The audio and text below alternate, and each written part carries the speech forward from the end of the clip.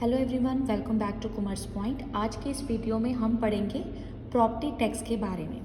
Property tax एक ऐसी amount है जो कि लैंड ओनर ने म्यूनिसिपल कॉरपोरेशन को या फिर लोकल गवर्नमेंट को पे करनी है। ठीक है, लैंड ओनर का मतलब है कि आपके पास कोई घर है, कोई प्रॉपर्टी है, तो आपने उसके ऊपर टैक्स पे करना है। टैक्स हम लोकल गवर्नमेंट को पे करेंगे, यानी कि स्टेट गवर्नमेंट प्रॉपर्टी टैक्स को कलेक्ट करती है। इसकी कलेक्शन और इम्पोज करने की ड्यूटी सेंट्रल गवर्नमेंट के हाथ में नहीं है। The tax must be paid every year, हर साल पे किया जाता है।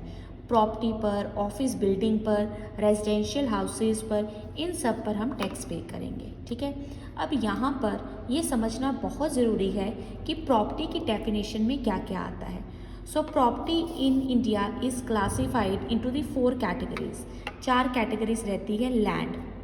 Land is the most basic form, जिसके ऊपर कोई कंस्ट्रक्शन नहीं है, कुछ आपने इम्प्रूवमेंट नहीं की, यानी कि कोई घर नहीं बनाया, कोई बिल्डिंग नहीं बनाई, वो सिंपल एक लैंड है।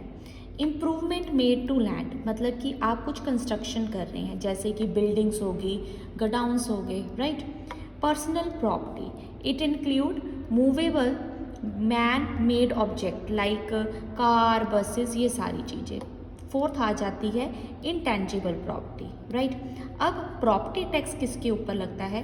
प्रॉपर्टी टैक्स लगेगा रियल प्रॉपर्टी के ऊपर, जिसके बीच में हम ये दो फर्स्ट कैटेगरीज इंक्लूड कर लेते हैं, land and improvement made to the land. ठीक है, तो हमारे पास the government valuating each property charge the tax in proportion to its monetary value।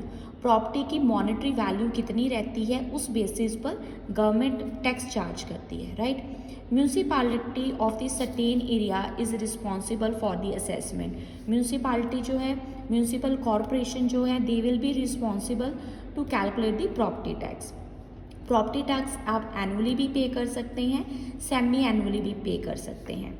ये टैक्स जो है ये जितने भी रेवेन्यू आता है इस टैक्स से, उससे लोकल एमेनिटीज़ को ठीक करने में लगाया जाता है। लोकल एमेनिटीज़ का मतलब है रोड रिपेयर कर देना, पार्क्स बना देना, स्कूल की मेंटेनेंस करना, ये सारी चीज़ें। Property tax range from the one location to the next, जगह जगह पर डिपेंड करेगा। आप किस सिटी में हैं, आपका घर किस सिटी में है, आपके घर की कितनी वैल्यूएशन है, कौन सी गवर्नमेंट इम्पोज कर रही है, इस पर डिपेंड करेगा। बेसिकली इसकी कैलकुलेशन बेस वैल्यू ले लेते हैं हम, उस पर हम बिल्डअप एरिया चेक करेंगे, एज फैक्टर चेक करेंगे, टाइप ऑफ बिल्डिंग क्या है, किस पर्पज़ के लिए आप बिल्डिंग को यूज़ कर रहे हैं, फ्लोर फैक्टर, ये सारे फैक्टर्स को कंसीडर करते हुए हम प्रॉपर्टी टैक्स को कैलकुलेट करेंगे, राइट। अब प्रॉपर्टी टैक्स को कैलकुलेट करने के कुछ पैरामीटर्स रहते हैं जो कि मैं आपके साथ डिस्कस करूँगी। सबसे पहले है determine the area in it is. सबसे पहले तो हमें ये चेक करना है कि जो हमारी प्रॉपर्टी है वो किस एरिया में है। जैसे कि मुंबई में वैल्यूएशन अलग होगी, पंजाब में वैल्यूएशन अलग होगी, ठीक है। ऑक्यूपेंसी स्टेटस, सेल्फ ऑक्यूपाइड है या फिर आपने आगे रेंट पर दिया हुआ है। सेल्फ ऑक्यूपाइड का मतलब है हम खुद यूज़ कर रहे हैं उसको रहने के लिए। टाइप ऑफ द प्रॉपर्टी क्या है, रेजिडेंशियल प्रॉपर्टी है, कमर्शियल प्रॉपर्टी है, सिर्फ लैंड है। अमेनिटीज़ कितनी प्रोवाइड की गई हैं, कार पार्किंग है, रेन वाटर हार्वेस्टिंग है, स्टोर्स हैं वहाँ पर, कौन से ईयर में इसको कंस्ट्रक्ट किया गया था, टाइप ऑफ कंस्ट्रक्शन क्या है, फ्लोर स्पेस कितनी दी गई है, ठीक है, carpeted secure area of the property कितनी है। इन सभी बेसिस पर वी विल डिसाइड कि हमारी प्रॉपर्टी की वैल्यू कितनी है और उसके ऊपर टैक्स कितना लगेगा।